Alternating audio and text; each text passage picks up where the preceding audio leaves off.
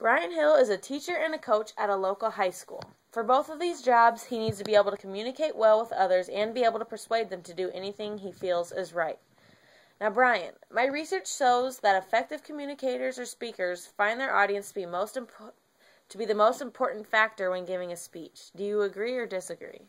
I agree wholeheartedly. Your audience, knowing who your audience is or what it is they're looking for is absolutely crucial when it comes to speaking. You cannot give a speech or talk to people about anything if you're not relating to them and understanding that what it is you're saying is important to them. What have you learned about communication in order to be more effective? Well, something I have learned that is tremendously important is that it's an ongoing process. For instance, as a young coach, I quite often would use authoritarian point of view, and I told my players, this is how you do it, this is the only way you do it. And in today's world, I've kind of adjusted and learned that it's better to explain why and then ask for a little feedback after we've gone through a few things. And then what happens is it opens up a dialogue and allows open communication to happen and refinement of technique. Alrighty.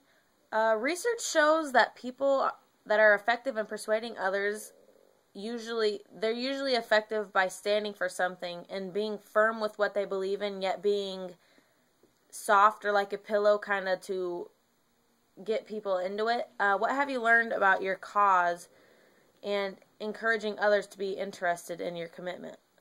Well, the biggest thing I do as a coach and a teacher is to really emphasize the word or the idea choice.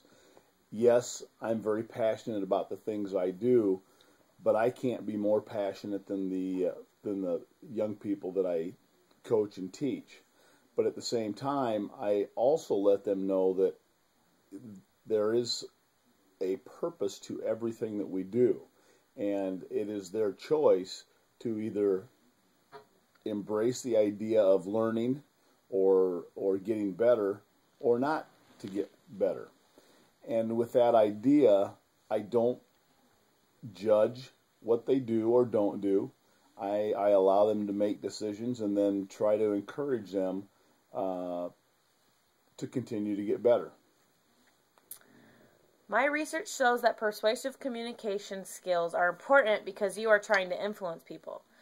Now, you might need to gain some support or convince someone of something. Do you agree with this? Gain support, yes. Get them to agree with something. I don't know that that's totally possible. I think overall when you communicate, you want to encourage people to be open to new ideas. Ultimately, I think the best thing to do is to allow people to buy into your vision, to understand what it is you're looking for, and take ownership into the grand scheme of things that you have. When people or players or your audience buys into what it is you're saying, you can almost lead them to do amazing things. It's pretty incredible what can happen.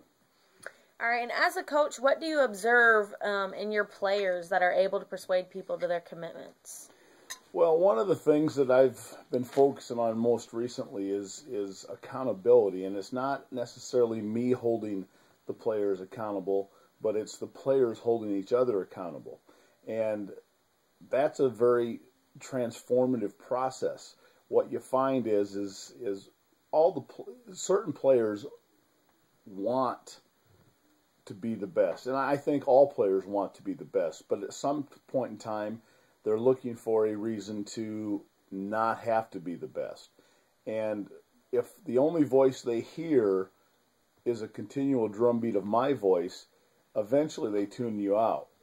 When the voice that they hear is not only my voice, but it's one of their teammates' voices, I think that it resonates more clearly, it resonates more strongly, and eventually becomes a synergistic situation where great things just happen almost because it's the right thing to have happen. All right, and what general advice might you offer me about persuasive communication and or causes or commitments?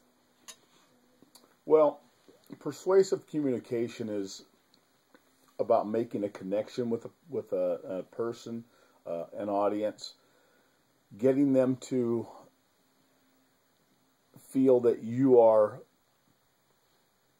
part of them, or you are on the same page as they are, and then to get them to go on and do something. Each and every one of us has the ability to get across a message, but after that message is made, does somebody do something because of it? And if you can get people to do something, then ultimately you have succeeded. All right, thank you very much.